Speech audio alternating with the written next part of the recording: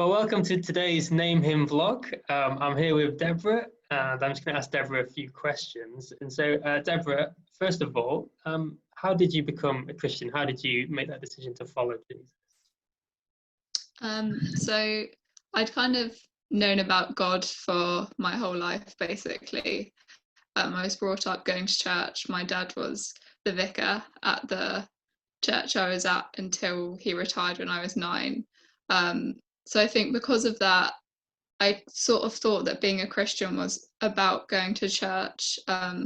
Most people thought I was a Christian just because of my dad's job, and I sort of felt like being a Christian was about kind of who you're associated with and the actions that you do. I did think it was about believing in God, but I didn't really see the importance of that belief.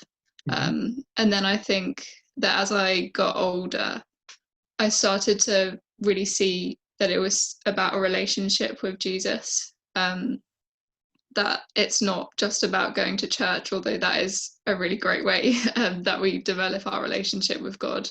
But it's ultimately about knowing Jesus. It's not about trying to please other people by behaving like a Christian. It's about knowing that Jesus loves you and has died for you. That's amazing. So that transition from kind of going to church, but not necessarily having that relationship with Jesus, to going to church and having that relationship with Jesus, I find fascinating because I think it's something that potentially a lot of people can relate to. And so I wonder whether you could expand on that a little bit. Maybe there was a particular person or someone that helped you with that as well. Yeah, sure. I would say definitely my parents.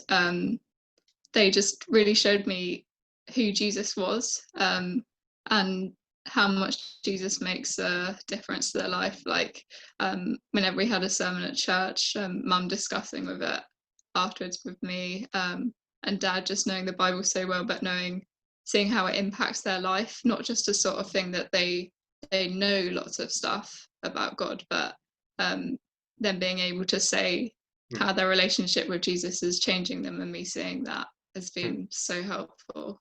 Yeah, I really admire that. I find it's really helpful to hear you say that, because it kind of backs up a lot of what the statistics say. So maybe there's parents watching this now, and I think one encouraging thing from what Deborah said, and that's kind of related to my story as well, is when parents both teach and talk about Jesus openly, as well as modeling what it looks like to follow him, the impact on children within the home is, I think the statistics suggest, huge. The impact is huge, and quite often, or it's not then unsurprising when children kind of begin to follow through and are interested in Jesus as well. So that's really encouraging to hear. I really like that. I really admire that your parents were naming Jesus as you were growing up and exploring and explaining the person of Jesus as well. So Deborah, last question, and that is, what would you say is the impact that following Jesus has had on your life? I think it's just the kind of the peace and joy of knowing God has really changed kind of my attitude to things and how I see things. So I'm currently at university, and I study at Oxford, which is a place where everyone seems to be high achieving, not only in their subject but in so many other areas, and there's just an incredible pressure to do well and to live up to people's expectations.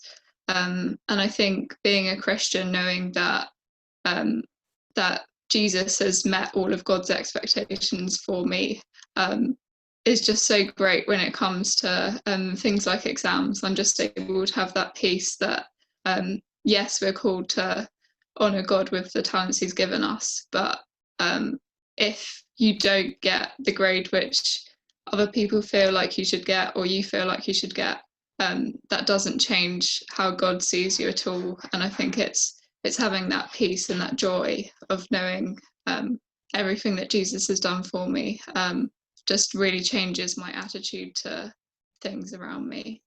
Yeah. Wow, that is amazing. It's really cool to hear that. Brilliant. Well, thank you, Deborah. We'll leave that conversation there, and we'll be back again next week with another Name Him vlog.